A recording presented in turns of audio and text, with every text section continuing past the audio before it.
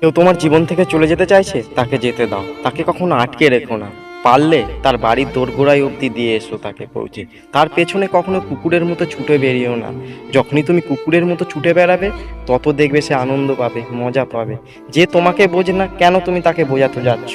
তাকে বুঝিয়ে লাভ নেই। যে একবার বদলে গেছে, সে আর কখনো আগের অবস্থায় ফিরে আসবে না। আর তুমি যখনই তাকে বোঝাতে পারবে, তুমিই কষ্ট পাবে, কারণ সে তোমার কথা বুঝবে না।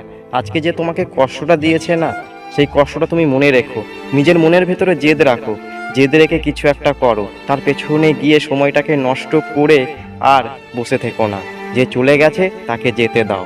আজকে তুমি যখন একটা কিছু করবে না, তখন দেখবে সে আফসোস করবে। তোমার ভালোবাসাটা সত্যি ছিল, মিথ্যে ছিল না। কিন্তু সত্যি ভালোবাসা সে বুঝতে পারেনি বলে সে খুঁজতে পারেনি।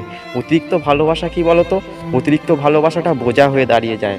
আজকে তুমি যাকে অতিরিক্ত ভালোবাসা দেখিয়েছিলে, তার কাছে তুমি এখন বোঝা হয়ে গেছো। তাই বোঝা হয়ে গেছো বলে তোমাকে সোজা করে দিয়ে সে চলে গেছে, আর মনের ভেতরে কষ্ট দিয়ে গেছে। তাই ভেঙে পড়ো না কখনো।